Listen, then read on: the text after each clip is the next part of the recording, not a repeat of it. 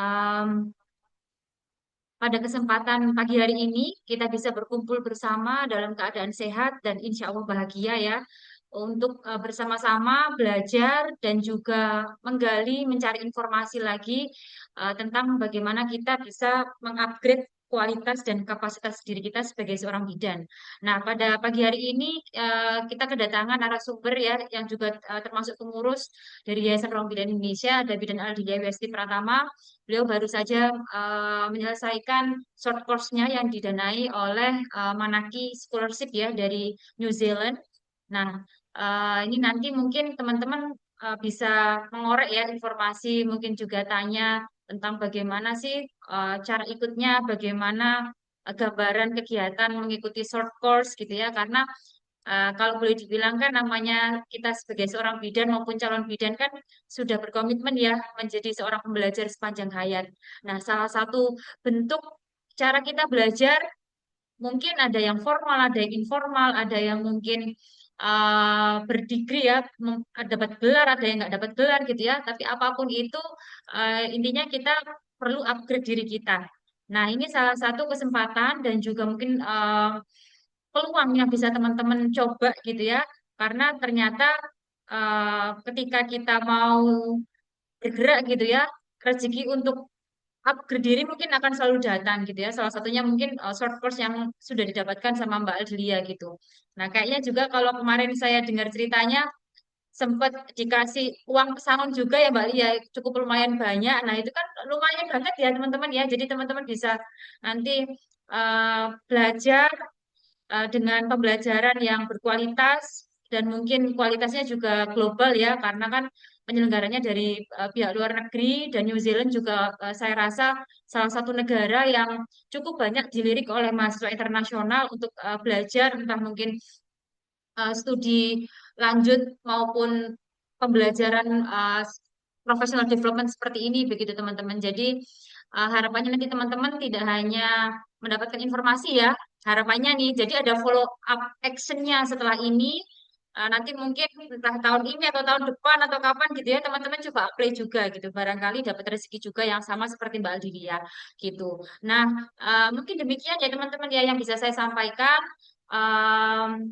Kami dari Yayasan Ruang Bina Indonesia berterima kasih kepada narasumber Mbak Aldilia sudah berkenan untuk berbagi ilmu dan pengalamannya dan juga saya juga berterima kasih kepada seluruh rekan-rekan yang selalu setia dan juga eh, ini ya aktif mengikuti berbagai bentuk kegiatan yang kami adakan begitu. Semoga Yayasan Ruang Bidan Indonesia ini bisa memberikan uh, selalu semangat dan wadah untuk rekan sejawat bidan untuk selalu berkembang, bertumbuh gitu ya, supaya kita menjadi profesi yang lebih baik lagi. Demikian kalau ada kurang lebihnya dari proses kegiatan ini, saya mewakili seluruh jajaran pengurus, mohon maaf yang sebesar-besarnya. Saya akhiri, wassalamualaikum warahmatullahi wabarakatuh. Waalaikumsalam warahmatullahi Waalaikumsalam warahmatullahi wabarakatuh. Terima kasih banyak kepada Bidan Erni Rosita Dewi atas sambutannya. Baik, para sahabat Scrum Up Midwife nih, kita akan memasuki acara inti. Namun sebelumnya, izinkan saya untuk memperkenalkan Bidan Aldilia sebagai narasumber kita hari ini. Boleh ditampilkan, operator?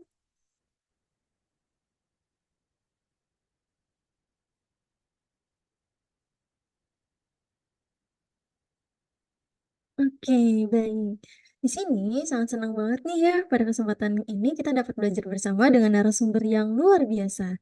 Beliau adalah Bidan Aldilia Wiasti Pratama, SKAP MSc, seorang bidan, peneliti, sekaligus pegiat sosial yang memiliki perhatian besar terhadap kesehatan perempuan, kesehatan ibu dan bayi baru lahir, serta pemberdayaan masyarakat. Beliau merupakan lulusan Master of Science in Women's Health dari University College London, Inggris, penerima beasiswa LPDP, serta penerima Manaki New Zealand Thematic Short Term Training Scholarship tahun 2025. Saat ini, beliau aktif dalam berbagai organisasi dan yayasan, serta telah menghasilkan berbagai publikasi ilmiah yang berkontribusi pada pengembangan pelayanan kebidanan berbasis bukti. Pada kesempatan ini, beliau akan berbagi pengalaman mengenai short course bidan melalui program Manaki New Zealand. Untuk itu, mari kita sambut dengan hangat Bidan Aldilia Piasti Pratama Eskap MSC. Kami persilahkan. Halo, selamat pagi teman-teman. Selamat pagi Sarah dan juga teman-teman Ruang Bidan semua. Terima kasih atas waktunya. Oke, perkenalkan nama saya Aldilia, seorang bidan dan juga mungkin aktivis ya di dunia sosial gitu ya. Nanti akan saya bagi terkait pengalaman kemarin ikut Manaki Scholarship, Manaki Short Course ya, yang juga funded by Manaki Scholarship. Oke, ini langsung aja atau gimana Sarah? Aku udah bisa langsung mulai ya. Boleh nih, Bidan Lia, langsung saja untuk menampilkan materinya. Oke, aku izin share screen ya. Oke, udah kelihatan ya teman-teman ya. Oke. Iya. Nah, jadi mungkin teman-teman udah familiar ya dengan beasiswa Manaki. Nanti di sini kita akan bahas sedikit tentang short course Manaki Scholarship, tipe tematik short course-nya apa aja, kan ada beberapa. Terus eligibility-nya seperti apa, benefit-nya seperti apa, kemudian ada esai atau ya sedikit pertanyaan gitu yang harus kalian tuliskan, yang harus kalian submit, kemudian lesson learned as a midwife untuk mengikuti tematik short course ini. Nah, tadi kan Ketua Yayasan Ruang Bidan Indonesia, Erni sudah menyampaikannya bahwa sebagai bidan kan kita sudah komitmen untuk pembelajar sepanjang hayat gitu. Nah, proses belajarnya tidak hanya lewat degree, educational formal education, tapi juga bisa lewat short course seperti ini gitu. Yang mana sekarang udah lebih banyak diakses dan saya juga baru tahu ternyata hal seperti ini juga kita nggak perlu bayar, bahkan kita dikasih uang, kita dibayar, kita digaji. Nanti aku akan spill ya besarannya berapa, yang mana lumayan sekali untuk menggantikan waktu dan energi teman-teman mengikuti ini, apalagi teman-teman yang udah bekerja ya, pasti kan harus izin dulu, harus ada waktu yang didedikasikan untuk mengikuti ini. Nah, mereka tuh kasih uang dalam tanda kutip ganti rugi, yang mana sebenarnya lebih besar dari gaji kita per bulan ya kalau dikonversi ke UMR-nya Indonesia.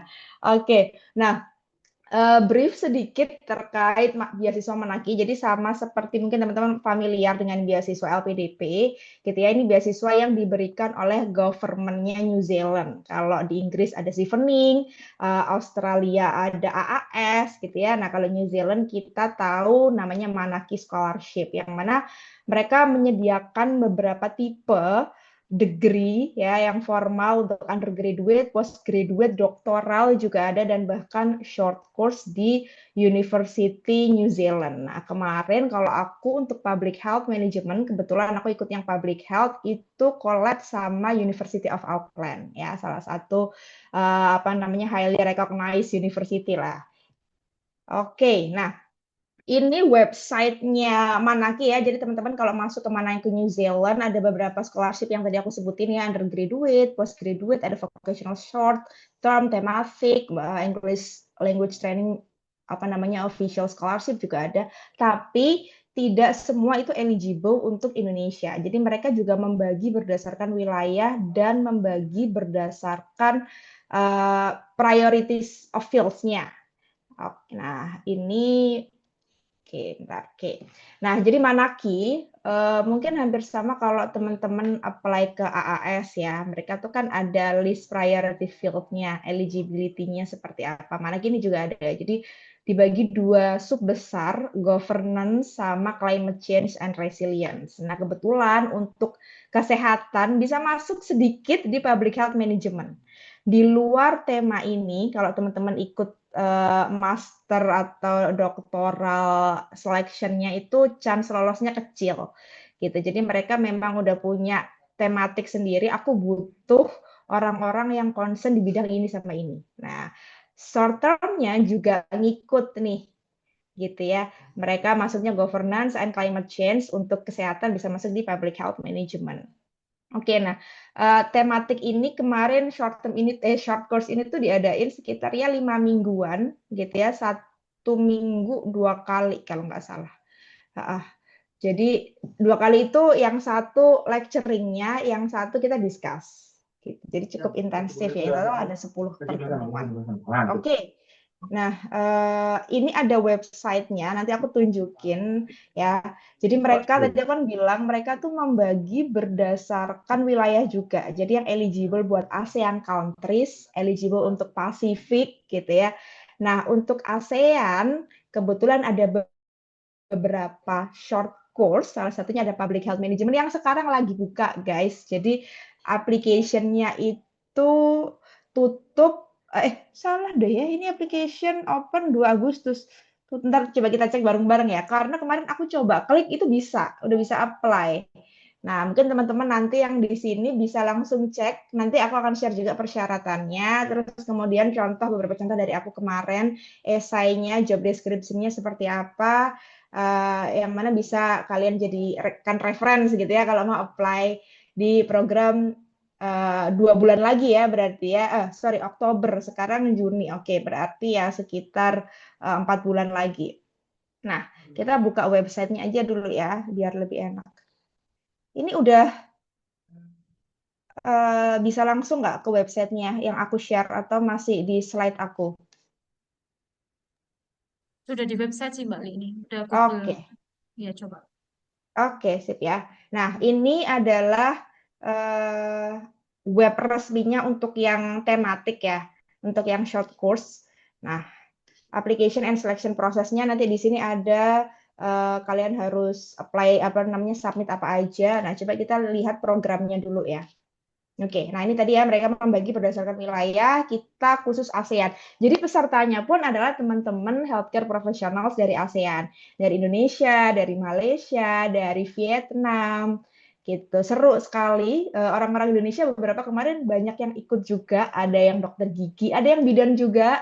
Apa namanya salah satu bidan dosen dari Bengkulu. Jadinya akhirnya saya juga connect sama beliau, kemudian dokter gigi, kesmas, apa namanya ada yang lecturer, ada yang perawat juga di RSUD di daerah gitu. Jadi macam-macam kemarin yang Indonesia. Kalau untuk yang Brunei juga ada dokter spesialis gitu. Jadi semua healthcare professional ya kebetulan waktu saya ikut sama program ini.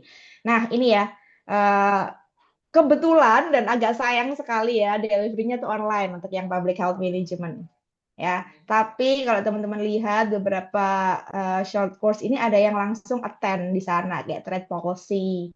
Kemudian ini ada public sector leadership. Mungkin teman-teman yang PNS mungkin bisa kali ya dicoba ya. Karena ini title-nya public sector dan lumayan langsung ke New Zealand. Application-nya tutup 12 Juli ya, masih ada waktu.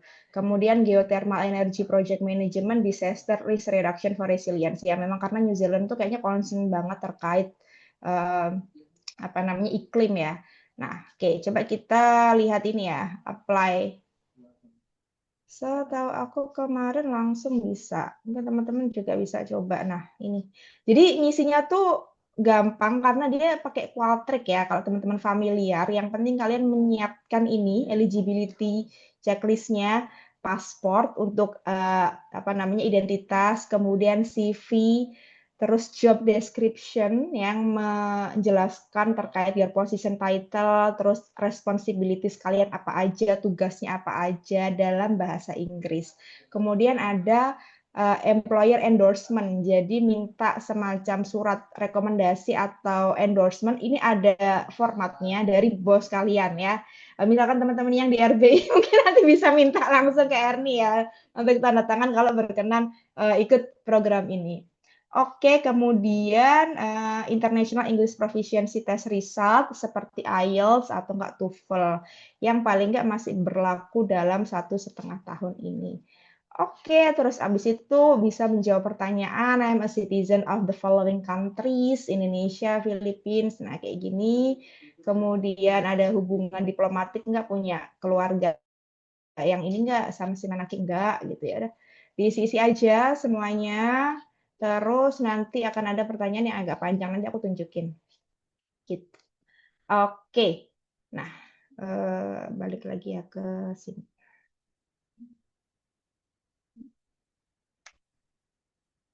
Oke, ya ini tadi ya persyaratannya siapin CV, terus pasport, English Proficiency Test Result, nggak harus IELTS sih, TOEFL juga bisa. Mereka setahu aku tidak menuliskan minimal ya, seingat aku ya. gitu. Cuman ya paling tidak bisa memahami biasanya B2 ya. 6,5 untuk IELTS, konversinya ke TOEFL ya. Kalau TOEFL 500 aku rasa juga sudah aman sih. Yang penting ekspektasinya kan ketika mengikuti course ini kalian tahu apa yang disampaikan dan bisa memberikan opini, idea juga ketika diskus sama teman-teman lain. Oke, nah ini contoh CV ATS aja yang simple, it's okay. Kemudian, nah ini ya esai, bukan esai sih ya. Nanti sifatnya nggak submit sih sebenarnya. Sifatnya tuh yang kayak tadi ya, ngisi di Qualtrics. Jadi brief description, kemudian learning outcomes you want to expect. Kemudian, how would the outcome described above enhance the development project program in your organization you are engaged? Kemudian, the outcome described above benefit your organization and your home country.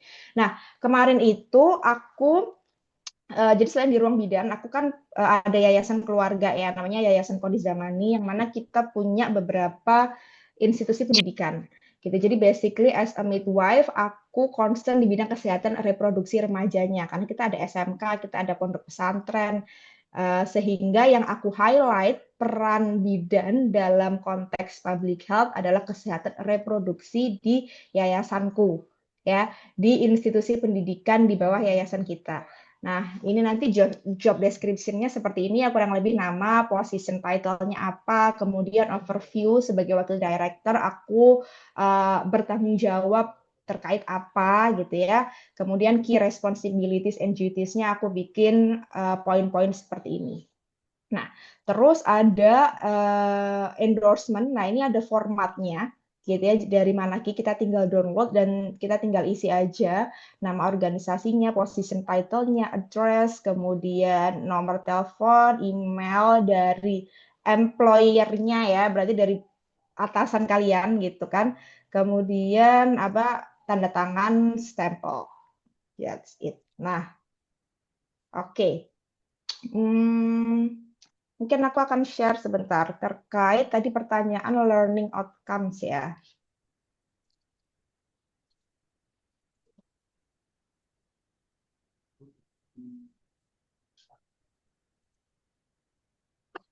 Nah, oke.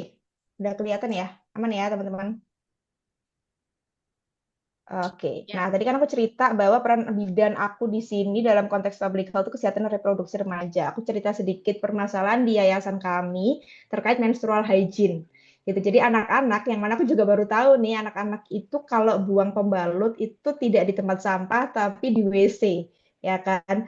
Nah, dari situ kita punya permasalahan finansial akhirnya kan harus menyedot WC karena kan buntet ya, akhirnya habis sekian juta dan itu nggak cukup sekali, jadi 2 sampai 3 kali, sekali nyedot itu 8 juta itu yang akhirnya ketua yayasannya yang mana suami saya juga bete karena harus mengeluarkan apa namanya pengeluaran yang harusnya bisa dicegah gitu. Oke, nah dari situ aku mulai berpikir nih, ini kan arahnya bidan banget ya, yang mungkin sedikit terlupakan sama teman-teman atau sama ya, aku merasakan kita sebagai bidan juga kayaknya concern terkait kesehatan reproduksi di wilayah sekolah itu kurang terpapar ya, gitu. Sehingga aku berpikir, oke, gimana ya caranya aku memberikan advokasi dan kebetulan aku punya power di situ untuk intervensi ini, gitu. Salah satunya ketika mengikuti course ini, itu yang aku tulis juga gitu. Jadi learning outcome yang aku inginkan apa?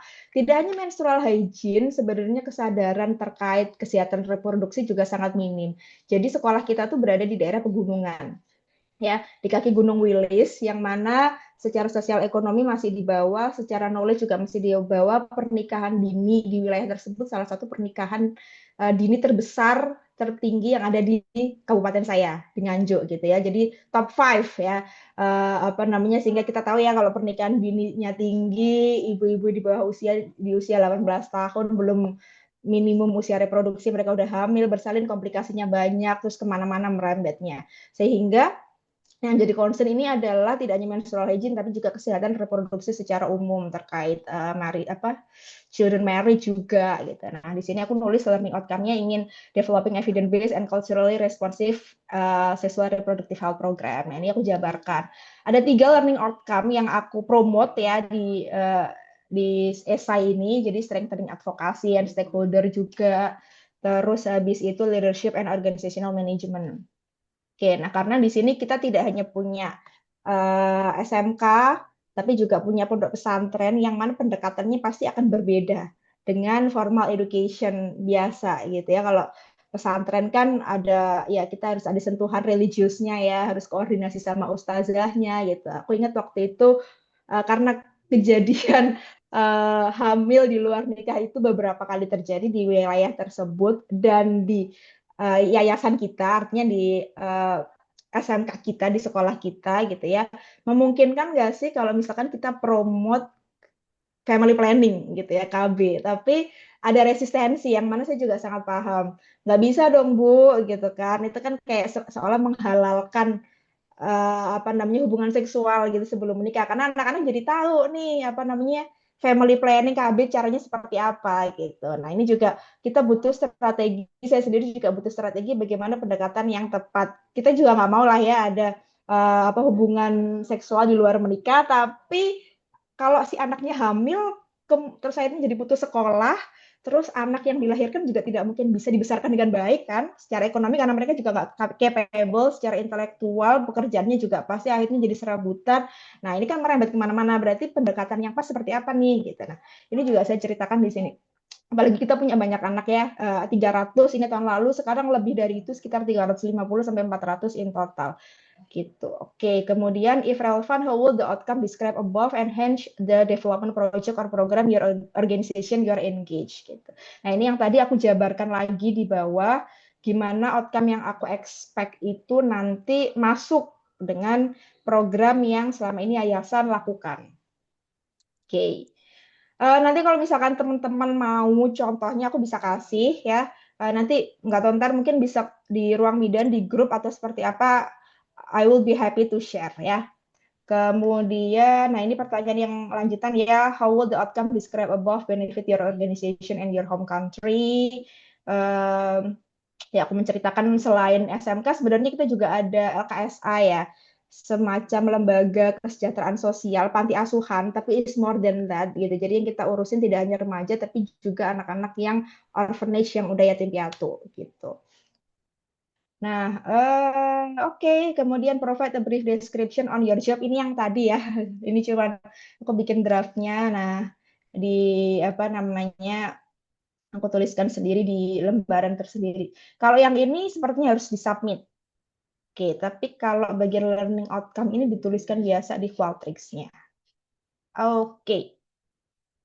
Nah, next. Oke.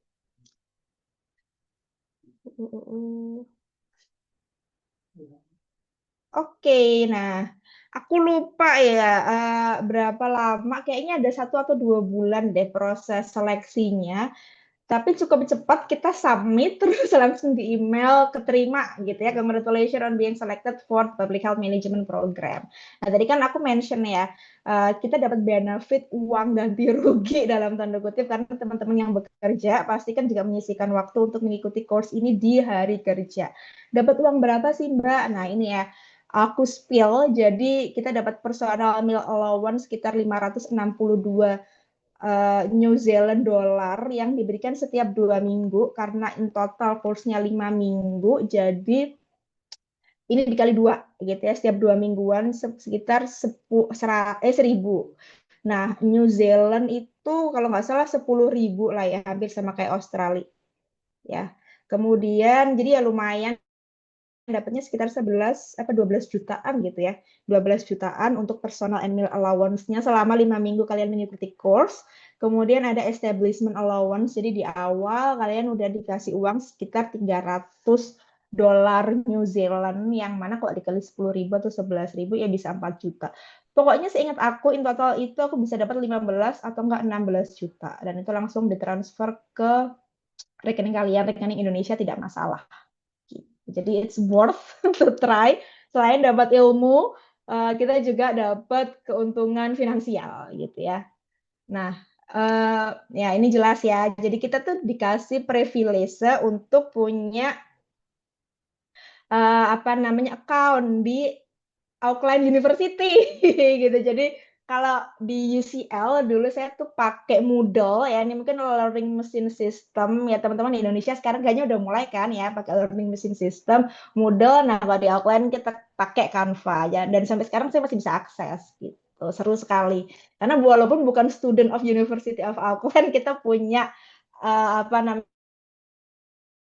Canva-nya. Oke, nah ini materi-materi yang diberikan. Saya nggak bisa share ya materi slide-nya karena kan ada kontraknya ya. Kita nggak boleh share materi secara publik dan kita juga nggak boleh share foto teman-teman. Teman-teman kita yang waktu course itu kita nggak boleh tiba-tiba screenshot terus kemudian share di sosial media karena kalau orang-orang luar kan sangat concern terkait privacy ya. Gitu. Jadi tidak boleh mempublikasikan bahkan foto-foto teman sekelas juga nggak boleh. Mungkin beda kulturnya dengan Indonesia, yang mana kita justru akan celebrate, kita senang kalau kegiatan yang kita lakukan ini di-share ke sosial media gitu. Tapi kalau ini tidak boleh ya, jadi harus cukup berhati-hati. Nah ini kira-kira gambarannya seperti ini, day 1, day 2, day 3, ada 11 lah ya sama diskusinya. Nah, selain penjelasan lecture yang diberikan langsung sama profesor di Auckland dan juga PhD students-nya. Jadi kayaknya ini juga salah satu platform PhD students-nya, namanya Prof. Chris ya, yang ngasih materi ini tuh untuk share ke kita juga. Yang mana student-studentsnya beliau itu adalah orang-orang ASEAN. Jadi diskusinya sangat nyambung dan relevan. Terkadang yang saya temui ya waktu saya kuliah di UCL tuh ada gap teman-teman antara praktek yang saya temui di Indonesia dengan di UK. Karena kan di sana udah negara maju ya. Jadi kayaknya mereka udah sampai level 100, kita kayaknya baru di level 50 gitu. Nah, untuk mentranslate gap knowledge ini tuh cukup challenging. Nah, sedangkan ketika ikut Manaki short course ini karena mereka orang-orang ASEAN, jadi they know very well terkait ASEAN countries, culture-nya seperti apa, birokrasinya seperti apa, level knowledge citizen-nya seperti apa, sehingga ketika kita diskusi, hasil diskusinya itu sangat relevan dan masuk akal, it makes sense. Gitu, oke.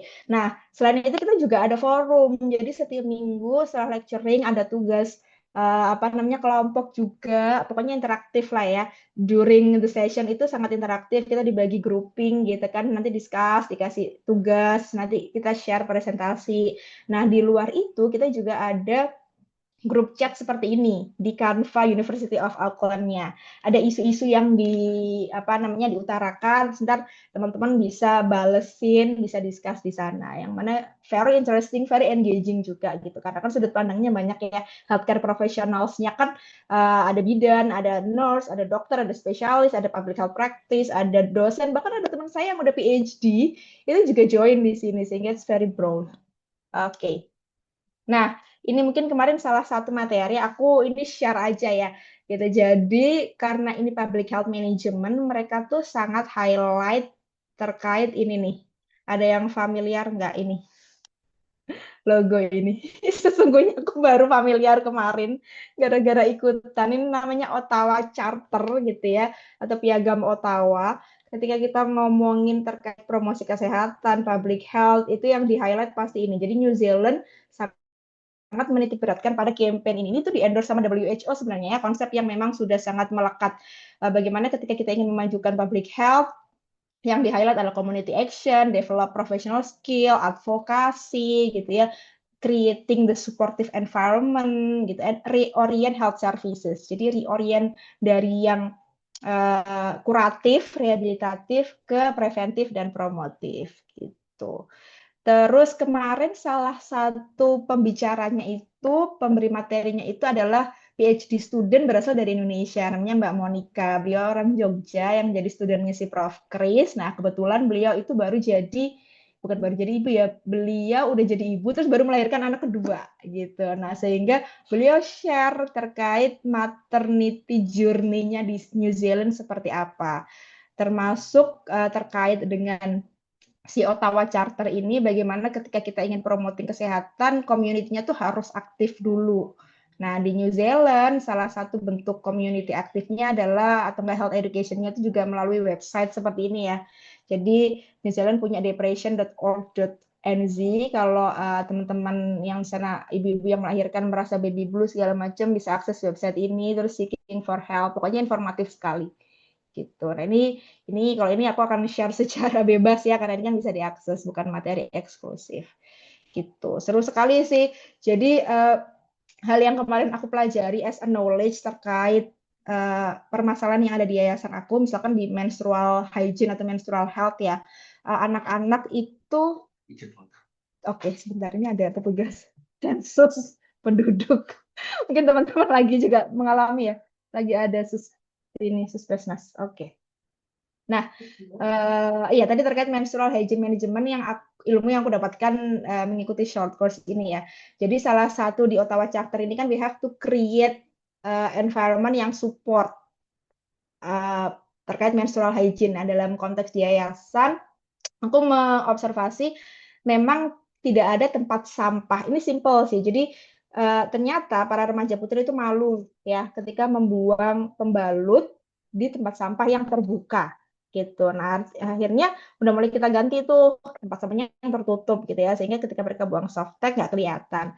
Terus kamar mandi juga dipisah ya. Jadi awalnya memang tidak ada pemisahan antara laki-laki dan perempuan, dijadiin satu aja. Sekarang kan kita nggak mungkin tuh ya menghancurkan gedung gitu ya. Jadi tetap satu area tapi ditulisin ini untuk wanita, ini untuk laki-laki gitu sehingga ketika mereka mau ganti pembalut atau apa namanya mau pipis atau apa nggak akan malu gitu. Jadi it's a simple thing.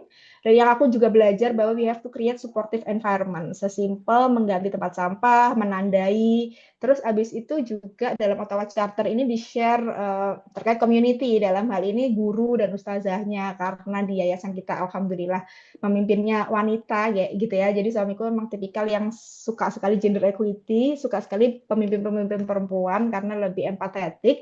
Sehingga ketika aku memasukkan isu menstrual health ini juga gampang gitu. Oke, termasuk obat-obatannya gitu ya. Kita misalkan ada yang dysmenorrhea, nyeri haid, oh kita udah ada ibuprofen di sana, ada pembalut yang juga ready di sana yang bisa diakses sama anak-anak gitu. Terus UKS-nya yang juga kalau misalkan butuh istirahat bisa. Karena aku dulu flashback pengalaman aku waktu SMA berapa tahun yang lalu ya, 2008, aku tuh cukup sering dysmenorrhea dan di sekolahku tidak ada apa namanya medical treatment yang mencukupi.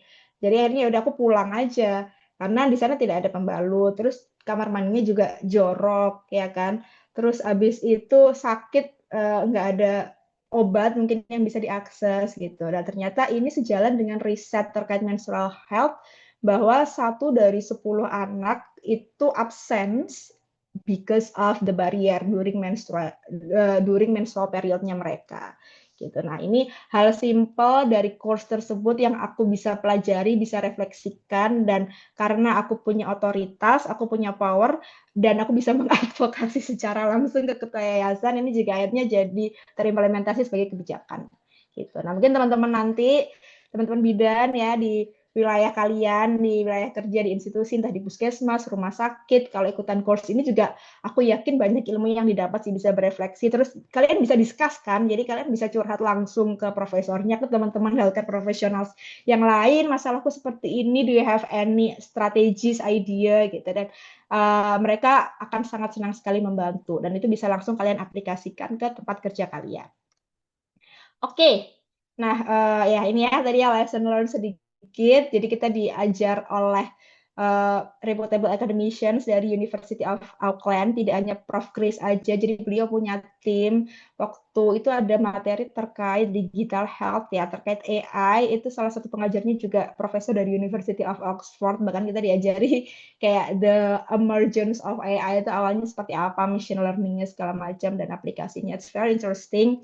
Terus beliau juga memberikan kesempatan sama PhD students-nya beliau yang dari ASEAN, dari Malaysia, Vietnam, dari Indonesia yang Mbak Monica tadi tuh share pengalamannya. Kemudian kita juga jadi belajar public health system di New Zealand ya. Nggak hanya terkait maternal health, karena kan macam-macam. Kayak misalkan terkait rokok gitu ya. Ada pendekatan demoralize untuk para smokers ya. Kalau di Indonesia mungkin sekarang udah mulai dikucilkan tuh ya dilarang merokok di beberapa tempat, ditransportasikan seperti itu. Oke, ternyata itu konsep demoralize for smokers yang mana sebenarnya di Ottawa Charter ini juga sudah dicatatkan terkait advokasinya, terus apa namanya reorient health services-nya seperti apa. Oke, terus abis itu ya pasti connected with health professionals across Asian countries ya. Sampai sekarang kita juga masih connect, kita punya grup WhatsApp gitu ya. Dan teman-teman biasanya share modul atau course apa gitu ya, dari univ mana. Terus kayak kemarin ada bencana juga kan kalau nggak salah di Filipina. Kita juga tetap menunjukkan empati untuk stay safe ya buat teman-teman yang di Filipina. Beberapa teman-teman dari Filipina juga saling merespon gitu. Jadi sangat hangat sekali sampai sekarang juga masih terjalin komunikasinya. Mungkin karena sama-sama dari ASEAN ya, so we have share values and cultures, lebih enak connect-nya. Oke, selain itu kalian juga akan recognize by Manaki as a Manaki recipient gitu. Jadi walaupun bukan S2 atau S3, kalian tetap akan mendapatkan title sebagai Manaki Scholars gitu. Ada sertifikatnya. Gitu teman-teman. Aku rasa cukup ya. Kalau ada pertanyaan silahkan. Aku kembaliin ke MC ya, ke Sarah ya.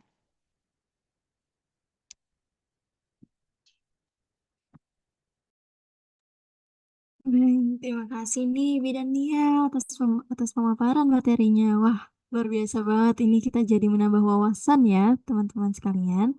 Baik, selanjutnya sahabat Skill Up, kini kita memasuki sesi diskusi dan tanya jawab. Bagi sahabat Skill Up yang ingin mengajukan pertanyaan, dipersilahkan untuk mengangkatkan tangan secara virtual atau menuliskan pertanyaannya melalui kolom chat.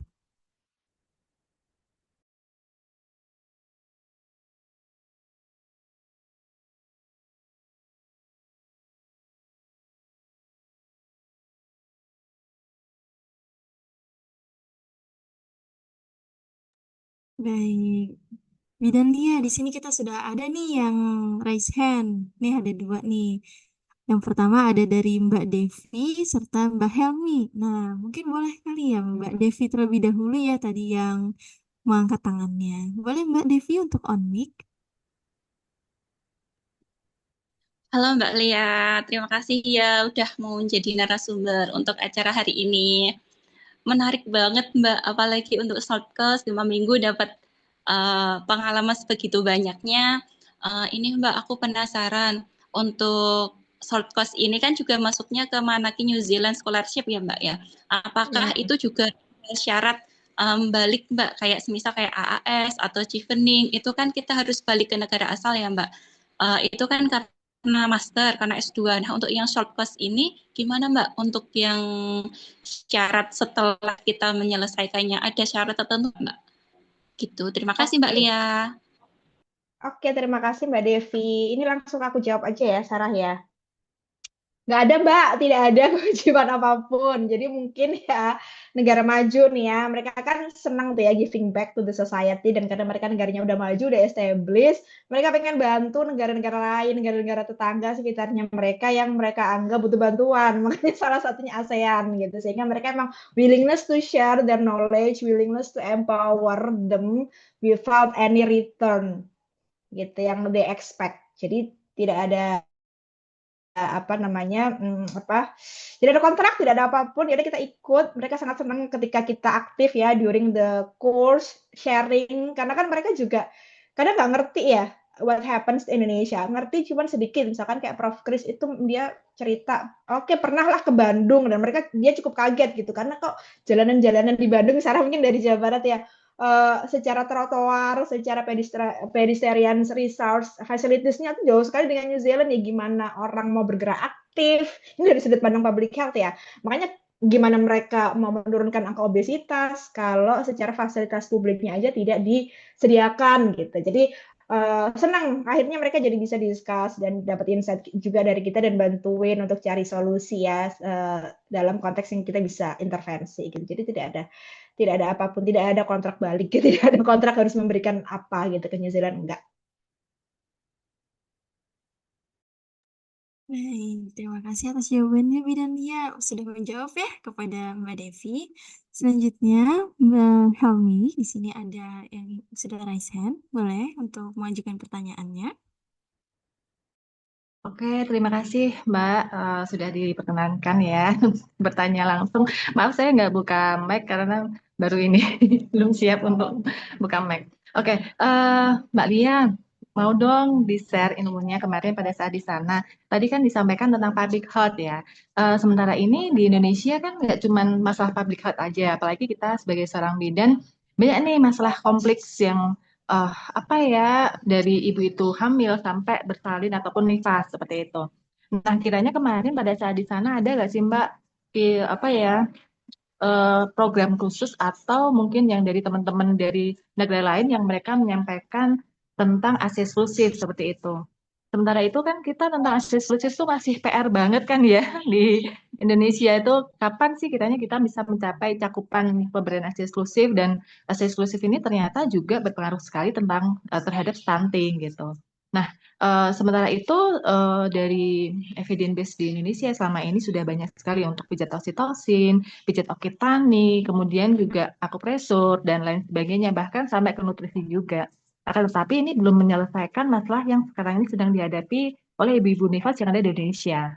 Nah, kiranya nih kalau kemarin ada yang mengangkat tentang ASI eksklusif, boleh dong kita dikasih tahu tentang apa sih yang dilakukan oleh orang-orang di negara berkembang untuk mengatasi masalah ASI atau masalah apa ya ASI yang tidak lancar ataupun penata laksananya seperti apa dan bagaimana seperti itu. Atau boleh juga Mbak Lia kasih apa ya clue ke kita tentang kalau saya nanti kita mau neliti tentang ASI eksklusif tuh kemarin yang saya dapatkan seperti ini mungkin nanti bisa dikembangkan seperti ini atau bagaimana seperti itu. Sudah terima kasih Mbak Lia.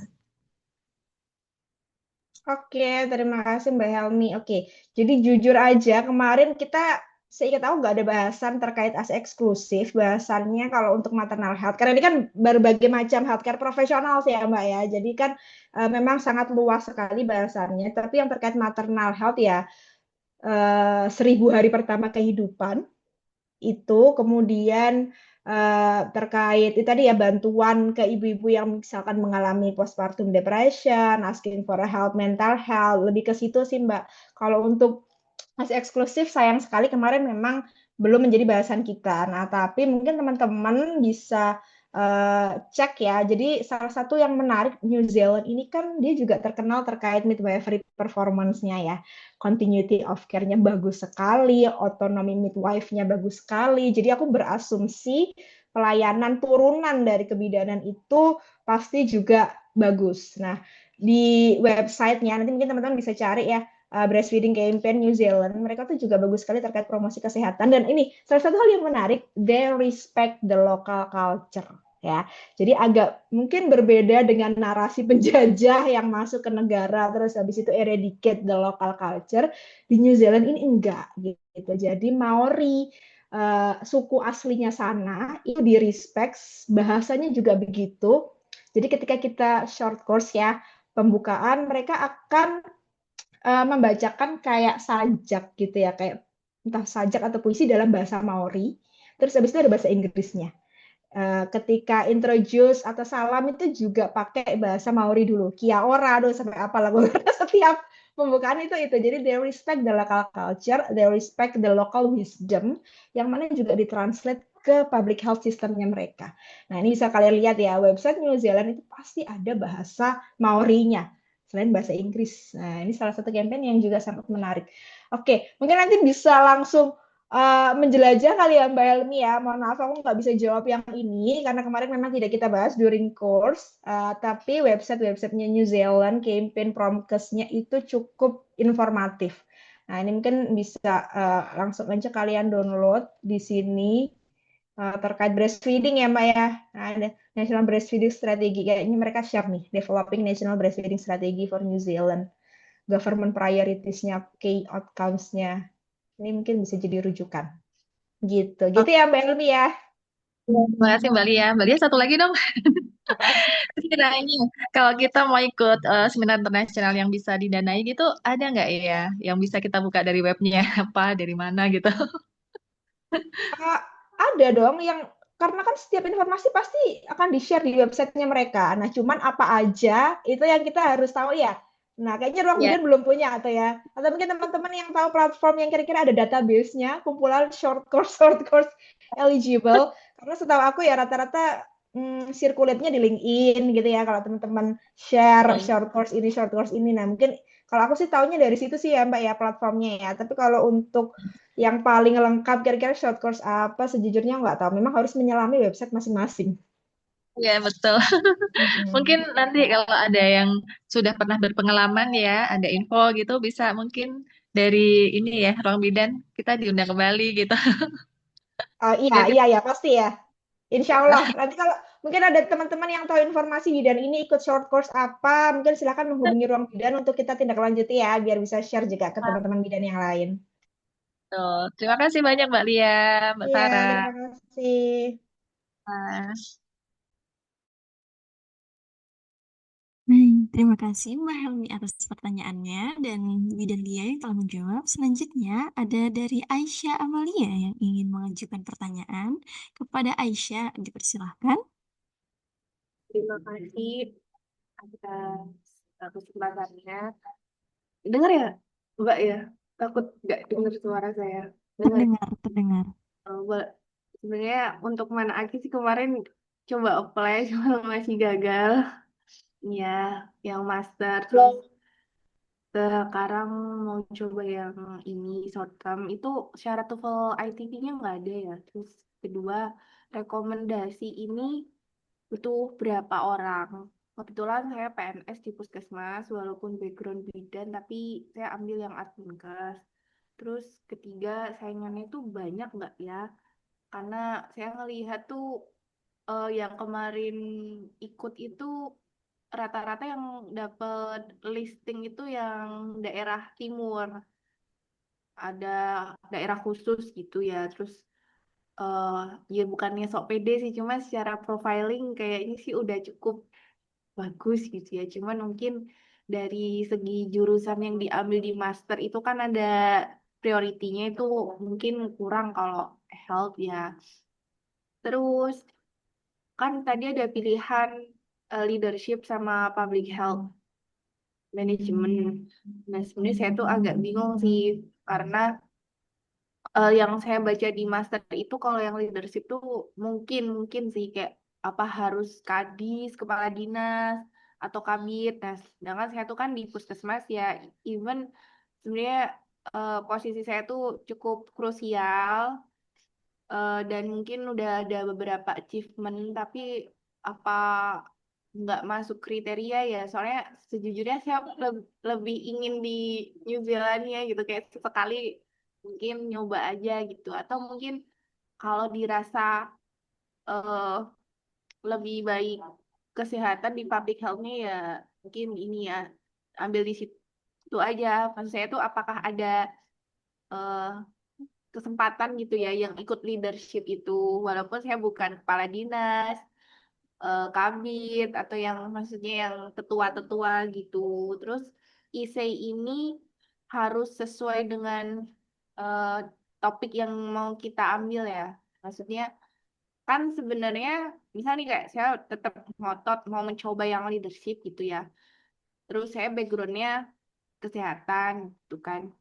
Eh, Sebenarnya ya ya yang saya lakukan selama ini juga ada leadershipnya sih walaupun dalam satu kecamatan gitu kan bukan yang kayak kepala dinas atau kayak Pak Bupati gitu kan. Nah itu tuh apa gimana ya menurut Mbak Lia tuh kayaknya terlalu saingannya terlalu berat deh kalau yang leadership ya mending yang public health aja gitu. Kalau gimana ya Mbak Lia? Terima kasih. Oke, Mbak Isya. Kemarin udah coba Manaki, tapi unfortunately belum berhasil gitu ya. Iya, jadi terus aku lupa eh, apa menyampaikan ke teman-teman ya. Jadi karena kita misalkan kalian apply si short course-nya Manaki, kalian recognize as a Manaki Scholars dan hati-hati ketika udah jadi Manaki Scholars, kalian tidak bisa apply lagi Manaki untuk program yang berbeda selama kalau nggak salah 2 tahun ada ketentuannya. Misalkan aku nih, aku mau apply PhD di New Zealand lewat Manaki, aku nggak berani, nggak mungkin aku apply karena aku barusan mendapatkan Manaki scholarship gitu. So be careful ya buat teman-teman yang memang mau ambil formal degree melalui Manaki, ketika kalian mengikuti course ini dan keterima, maka the next step kalian nggak bisa apply lagi sampai 2 tahun. Seingat aku 2 tahun di ketentuannya. Gitu. Itu yang pertama ya, Mbak Aisyah ya. Jadi silakan kalau mau apply ini, kalau keterima ada konsekuensinya. Terus terkait pilih leadership, tadi kan ada ini ya yang eligible, ada yang public sector sama public health, chance lolosnya besar mana, berapa, acceptance rate-nya, aku jujur nggak tahu, dan mereka juga kayaknya nggak reveal keketatannya berapa gitu ya, sehingga memang ini cukup random, tapi karena eligible countries-nya ASEAN aja, harusnya lebih mudah mungkin ya. Aku nggak tahu apakah ada kuota-kuotanya Indonesia berapa, Malaysia berapa, aku tidak tahu ya Mbak. Jujur, Li tidak tahu. Jadi mungkin silakan dicoba, aku nggak tahu keketatannya lebih ketat mana antara public health sama public sector leadership, apalagi yang public sector ini ke New Zealand ya, dia nggak online, jadi Mbak kan butuh visa segala macam. Nah ini apakah lebih kompetitif? I don't know. Terus apakah harus di level kayak kepala dinas, kepala puskesmas? Aku rasa enggak ya Mbak ya. Itu kan bagaimana kita bisa mengartikulasikan, menarasikan pengalaman yang Mbak Aisyah selama ini punya ke dalam esai. Toh mereka juga mensyaratkannya 5 years relevant work experience. Jadi tidak harus menduduki level kepala. You should be a middle level public service official. Dan as a midwife di puskesmas, pasti juga ada leadership-nya jelas gitu ya. Kalian kan bekerja di komunitas apalagi ya. Sehingga kalau aku rasa sih masuk-masuk aja sih Mbak. Gitu. Terus untuk surat rekomendasi endorsement itu cuma butuh satu. Minta aja ke kepala puskesmasnya. Gitu. Ada formatnya kan, nanti bisa di-download, silahkan minta, isiannya juga nggak banyak kok, nggak yang menuliskan narasi gitu. Beliau juga cuman kayak tanda tangan. Ada kan tadi yang aku share ya, sehingga nggak ribet sih. Nah ini nih. Oke, isinya ya cuman ini aja, employer information and endorsement gitu. Oke, gitu sih Mbak Aisyah. Mungkin bisa dicoba aja ya Mbak ya. Aku nggak ngerti keketatannya gimana. Kalau mau ke New Zealand, ikutan short course gas, ikut yang public, sorry, yang leadership. Kalau mau yang online, ya yang public health management. Tapi be careful kalau keterima, kamu nggak bisa daftar degree formalnya mereka sampai 2 tahun. Gitu. Ini outputnya short term itu berarti kayak training gitu ya, Mbak? Mm-mm. Oh, Ya informal kan dia. ya. Mm-mm. Ya, makasih Mbak. Oke.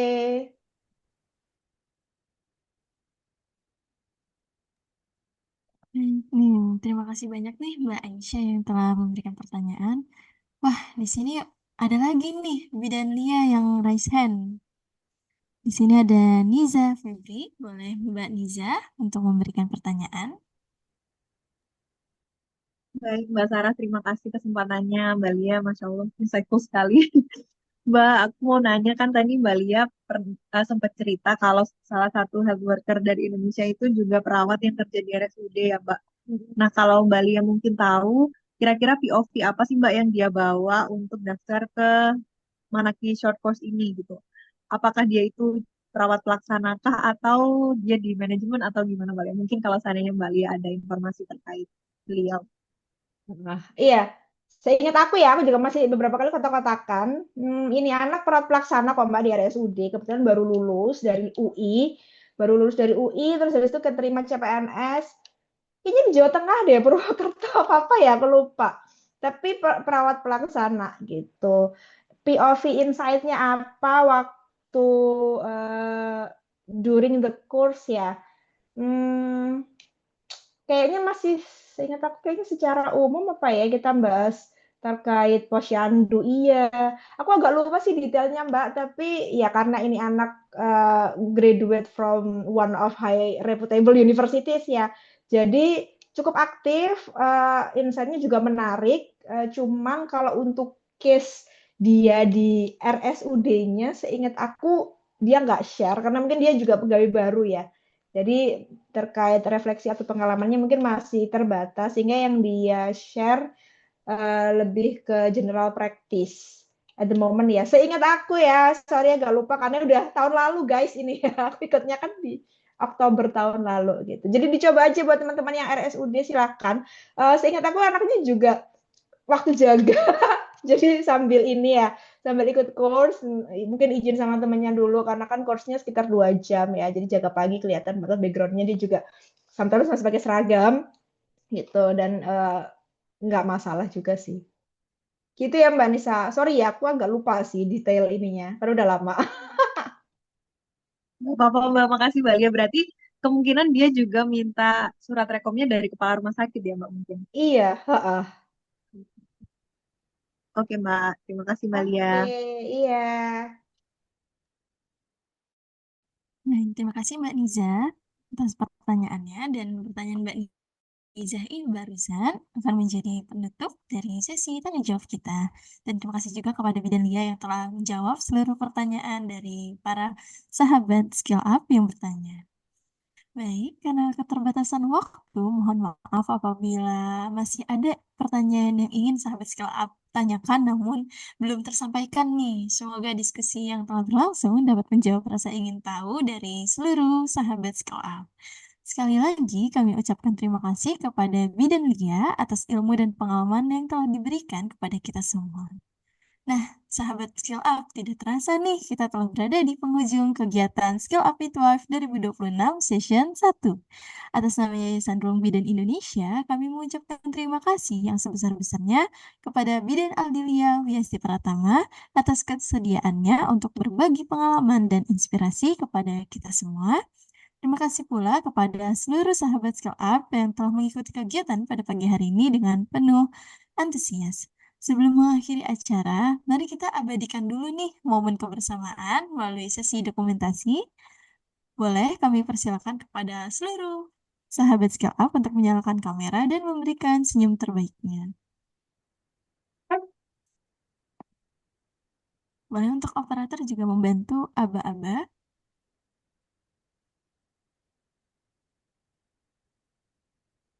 Untuk tim dokumentasi membantu aba-aba.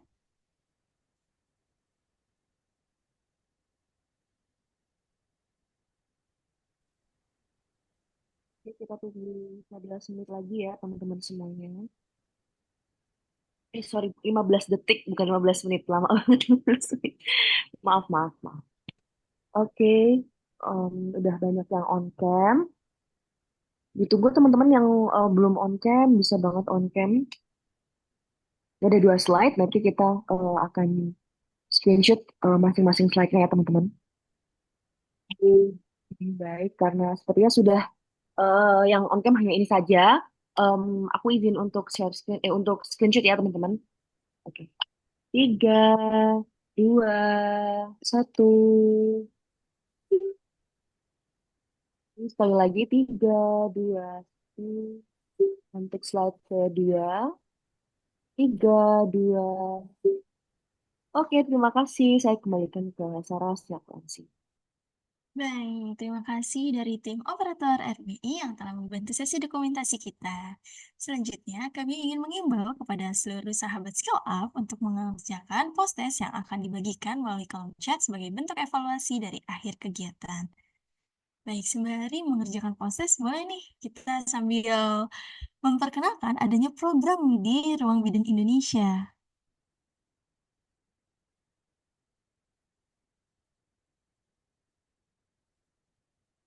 Baik, di sini ada program dari Ruang Bidan Indonesia, yaitu mentoring group jenjang master S2 untuk preparation studi lebih lanjut serta beasiswa bagi para teman-teman bidan sekalian. Nah, untuk mengetahui program mentoring ini lebih lanjut serta detailnya bagaimana, boleh nih sahabat Skill Up Midwife untuk follow Instagramnya Yayasan Ruang Bidan Indonesia.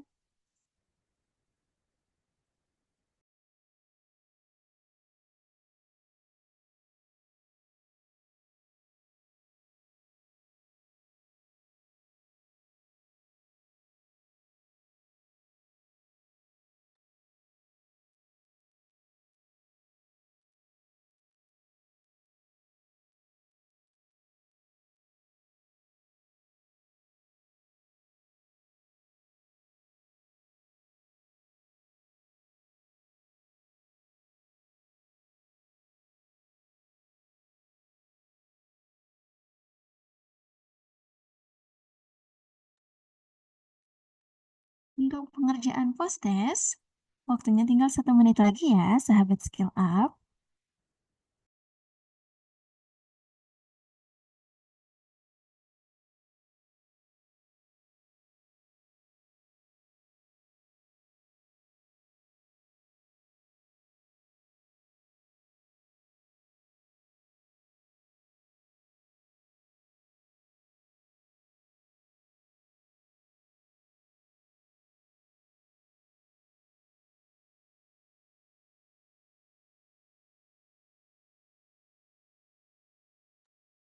Baik, waktu pengerjaan postesnya sudah habis.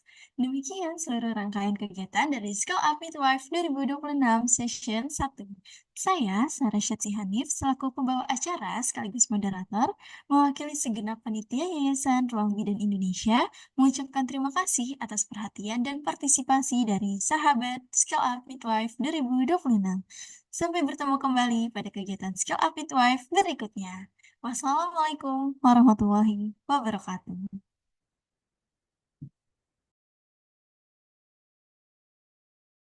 Waalaikumsalam warahmatullahi wabarakatuh. Terima kasih semuanya. Terima kasih semuanya. Terima kasih Terima kasih. semuanya.